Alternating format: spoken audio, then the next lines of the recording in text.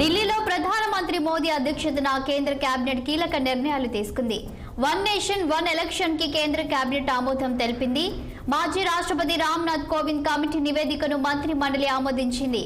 వచ్చే పార్లమెంటు సమావేశాల్లో one nation one election bill ప్రవేశపెట్టే అవకాశం ఉంది. అటు లోక్సభ, రాజ్యసభలో బిల్లు పాస్ అయితే 100 రోజుల్లో ఎన్నికలు నిర్వహించనున్నారు.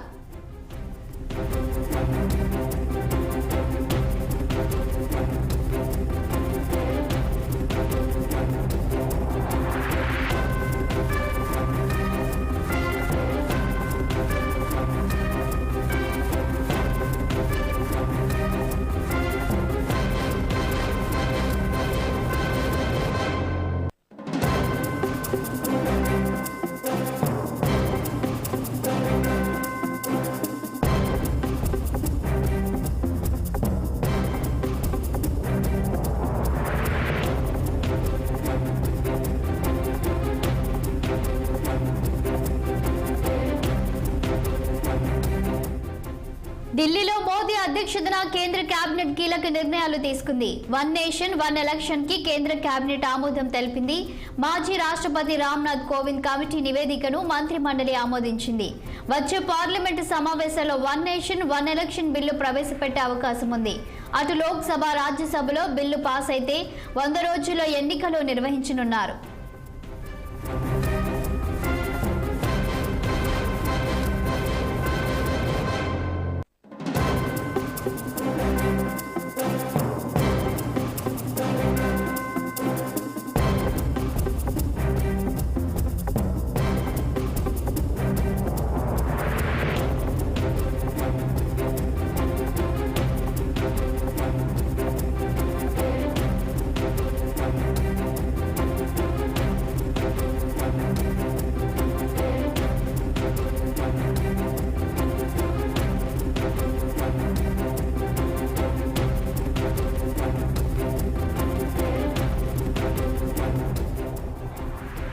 ఇదే అంశంపై మరింత సమాచారం మా bureau chief Ashok Reddy live లో అందించడానికి సిద్ధంగా ఉన్నారు. Over to Ashok Reddy. So జమిలీ ఎన్నికలు వన్ నేషన్ వన్ ఎలక్షన్ కి కేంద్ర కేబినెట్ ఆమోదం తెలిపింది. ఈ మేరకు కాసేపటి క్రితమే కేంద్ర కేబినెట్ సమావేశమై అయితే కేంద్ర cabinet one nation one election కి ఆమోదం తెలిపింది. దీనిపైన గతంలో 2023 సెప్టెంబర్ లో రామ్నాథ్ కోవింద్ మాజీ రాష్ట్రపతితో కూడిన కమిటీని వేశారు. ఆ కమిటీ ఈ సంవత్సరం మే 14వ తారీఖు నాడు కేంద్ర ప్రభుత్వానికి నివేదిక అందించింది. సో దాన్ని ఈ రోజు కేంద్ర కేబినెట్ ముందు పెట్టారు. సో ఆ ప్రతిపాదనను కేంద్ర కేబినెట్ ఆమోదించింది. సో ఇప్పుడు ఈ కేబినెట్ ఆమోదం పొందడం వల్ల వన్ నేషన్ వన్ ఎలక్షన్స్ జమిలీ ఎన్నికలకు పార్లమెంట్ లో బిల్లును ప్రవేశపెట్టే అవకాశం ఉంది. కొన్ని సవరణలు చేసే అవకాశం ఉంది పార్లమెంట్ లో. అటు లోక్సభలో, రాజ్యసభలో బిల్లు పాస్ అయితే మాత్రం 100 రోజుల్లో దేశవ్యాప్తంగా జమిలీ ఎన్నికలు వచ్చే అవకాశాలు ఉన్నాయి. జమిలీ ఎన్నికలు అంటే అటు లోక్సభతో పాటు ఇటు అసెంబ్లీ, అన్ని రాష్ట్రాల అసెంబ్లీ ఎన్నికలు ఒకేసారి నిర్వహించడం జమిలీ ఎన్నికలు అంటారు. సో గతంలో ఈ జమిలీ ఎన్నికలు మొదట్లో ఉండేది 1967 వరకు దేశవ్యాప్తంగా అన్ని రాష్ట్రాల అసెంబ్లీలతో పాటు లోక్సభకు కూడా ఒకేసారి ఎన్నికలు జరిగి దాని తర్వాత కొన్ని మార్పుల వల్ల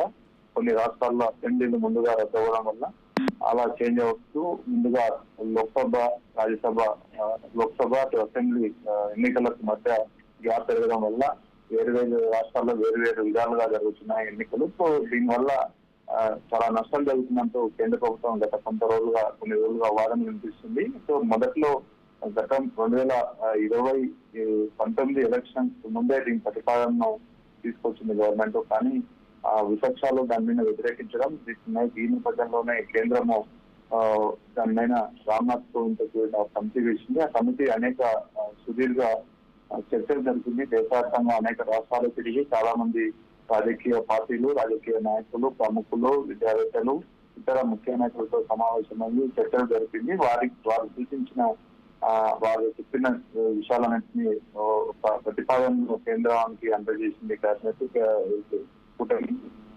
ఈ రోజు దానికి సంబంధించి పూర్తి కేంద్ర కేబినెట్ దాన్ని పరిశీలించి దానికి ఆమోదం తెలిపింది. సో దీనివల్ల ఏంటి జమిలీ ఎన్నికలు అంటే ఒక జమిలీ ఎన్నికల ప్రయోజనాలు ఏంటంటే జమిలీ ఎన్నికల నిర్వహణతో ఖర్చు తగ్గించవచ్చు. అదేవిధంగా ప్రతి సంవత్సరము ఎన్నికల కోసం 60,000 కోట్ల పైగా ఖర్చు అవుతుంది. సో దీని వల్ల దేశవ్యాప్తంగా ఒకేసారి ఎన్నికలు నిర్వహించడం వల్ల చాలా వరకు ఖర్చు తగ్గుతుంది, సెక్యూరిటీ కూడా ఇబ్బందులు ఎదురవు అంటూ కేంద్రం దీన్ని భావిస్తుంది. సో విధంగా అడ్మినిస్ట్రేషన్ కూడా ఆటంకాలు ఎదురవ్వవు. సో ప్రతి సంవత్సరంలో ఏదో రాష్ట్రంలో ఎన్నికలు రావడము, అక్కడ సెక్యూరిటీ ఇబ్బందులు ఎదురవడము, ఖర్చులు, ఎన్నికల కమిషన్ కూడా ఎన్నికలు నిర్వహించడం ఇబ్బందిగా మారుతుంది. సో దీనివల్ల కేంద్ర రాష్ట్ర ప్రభుత్వ పథకాలు కార్యక్రమాలు నిరాటకంగా కొనసాగడానికి కూడా దోహదపడుతుంది. తరచూ మోడల్ కోడింగ్ అమలు చేయడం వల్ల కొత్త ప్రాజెక్టులు, ప్రజా సంక్షేమ కార్యక్రమాలను ప్రారంభించడం ఇబ్బందికరం అవుతుంది. సో జమిలీ ఎన్నికలు ఓటింగ్ శాతాన్ని పెంచుతాయి.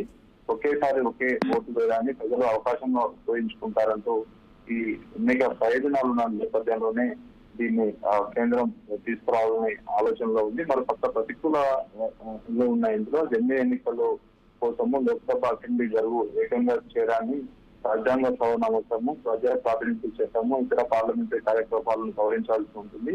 ఈ విధానం పైన ప్రాంతీయ పార్టీలతో కొంత ఆందోళనకరంగా ఉన్నారు. కొన్ని జాతీయ సమస్యలుగా పోటీగా స్థానిక సమస్యలు లేవనెత్తడంతో ప్రాంతీయ పార్టీలకు సవాలుగా మారింది. సో కొన్ని ప్రాంతీయ పార్టీలతో కూడా చర్చలు జరిపింది Ramnath Kovind committee.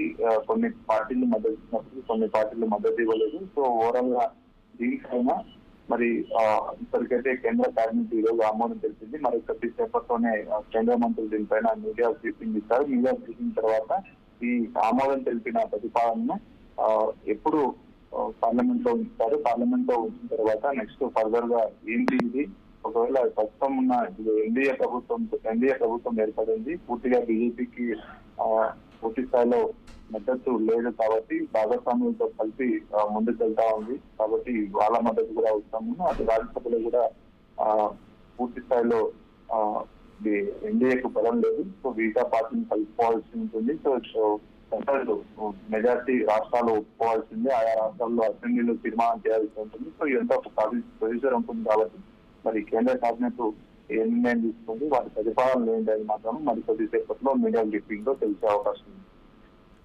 Thank you Ashok Reddy.